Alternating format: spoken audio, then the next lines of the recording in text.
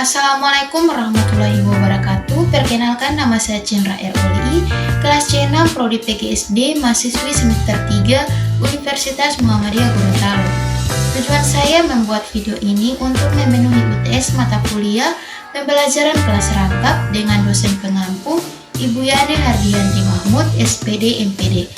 Langsung saja ke materi pertama. Materi pertama adalah hakikat pembelajaran kelas rangkap. Apakah yang dimaksud dengan pembelajaran kelas rangkap?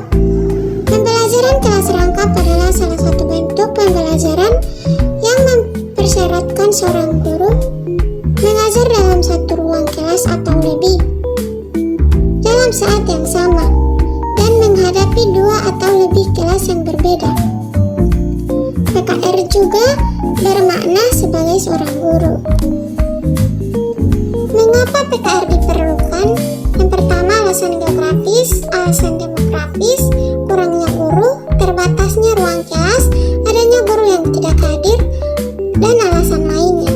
Apa tujuan, fungsi, dan manfaat PKR? Yang pertama yaitu quantity dan equity. PKR memungkinkan kita untuk memenuhi asas quantity atau jumlah dan equity pemerataan, yaitu dengan mengoptimalkan sumber daya yang ada. Yang kedua, pedagogi.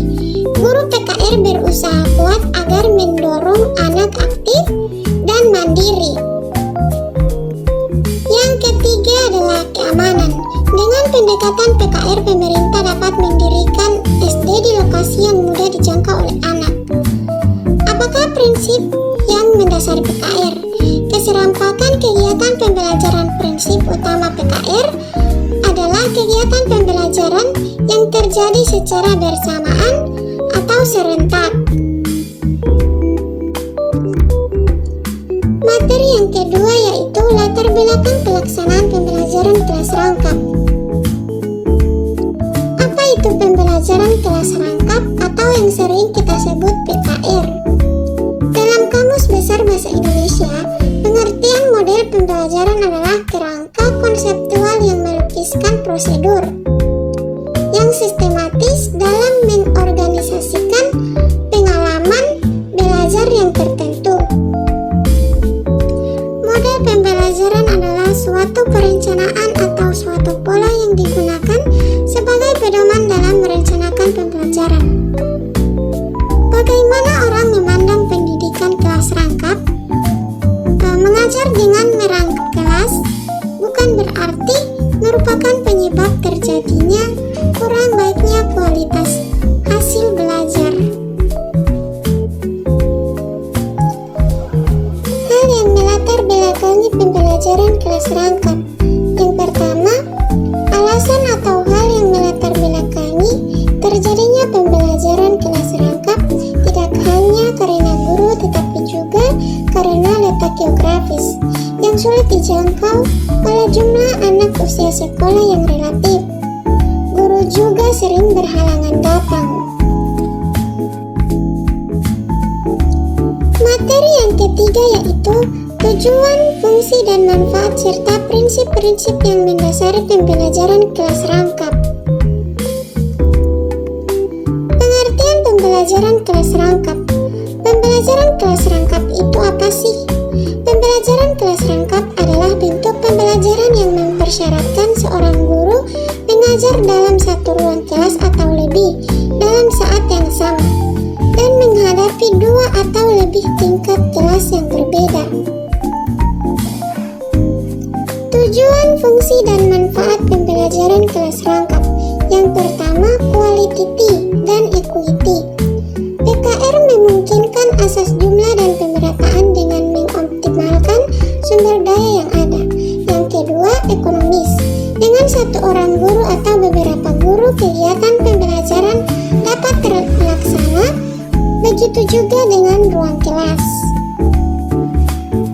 Yang ketiga adalah pedagogi. Mampu meningkatkan kemandirian murid karena seorang guru dalam PKR akan berusaha agar murid aktif dan mandiri. Yang keempat, keamanan. Dengan pendekatan PRK, pemerintah dapat mendirikan sekolah di lokasi informasi yang mudah dijangkau oleh anak. Prinsip-prinsip yang mendasari pembelajaran kelas rangkap. Yang pertama, pembelajaran kelas rangkap merupakan salah satu bentuk pembelajaran yang perlu dikuasai oleh guru sekolah dasar. Yang kedua, PKR mengikuti prinsip-prinsip pembelajaran secara umum sebagaimana halnya bentuk-bentuk pembelajaran yang lain. Materi yang keempat adalah fenomena penerapan pembelajaran kelas rangkap. Pengertian kelas rangkap. Pembelajaran kelas rangkap merupakan pembelajaran dengan campur beberapa siswa yang terdiri dari 2 atau 3 tingkatan kelas dalam satu kelas, dan pembelajaran diberikan oleh satu guru saja untuk beberapa murid. Langkah-langkah model pembelajaran kelas rangkap. Yang pertama, merumuskan tujuan. Yang kedua, memilih dan menata bahan belajar. Yang ketiga, menyusun rancangan kegiatan belajar RPP kelas rangkap. Yang keempat, menyusun langkah dan alat evaluasi. Prinsip-prinsip yang mendasari pembelajaran kelas rangkap. Prinsip umum psikologis dan pedagogis.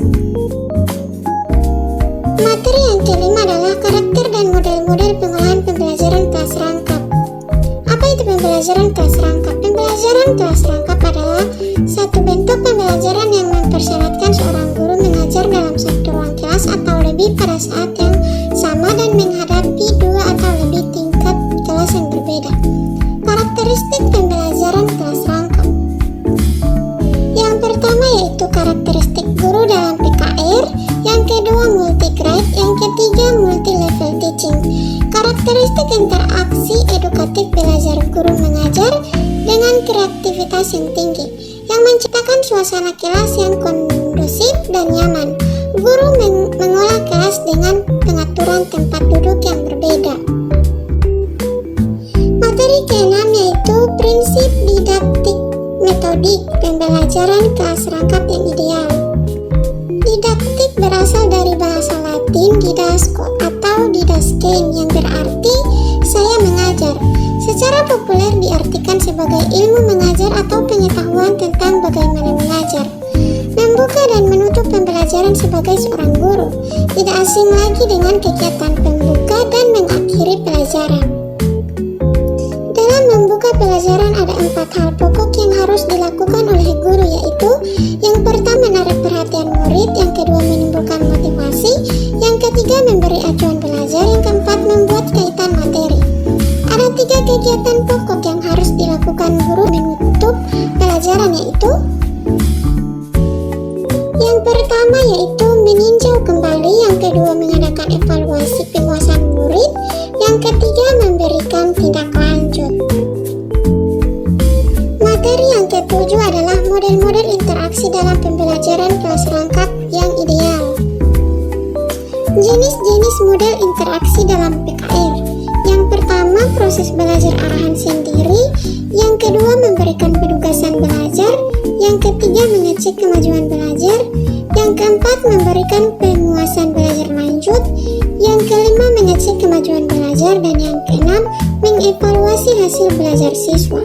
Langkah-langkah model PBAS yaitu yang pertama, kegiatan guru.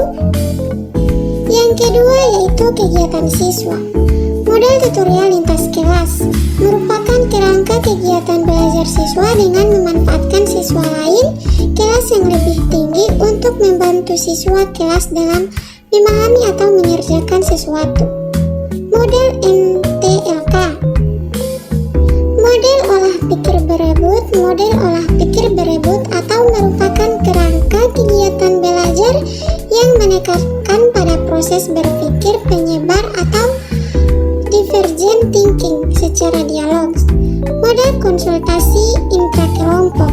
Model konsultasi intrakelompok atau MKIK merupakan kerangka kegiatan belajar kelompok dalam memecahkan masalah dengan menggunakan sumber belajar yang tersedia, yaitu model tutorial teman sebaya.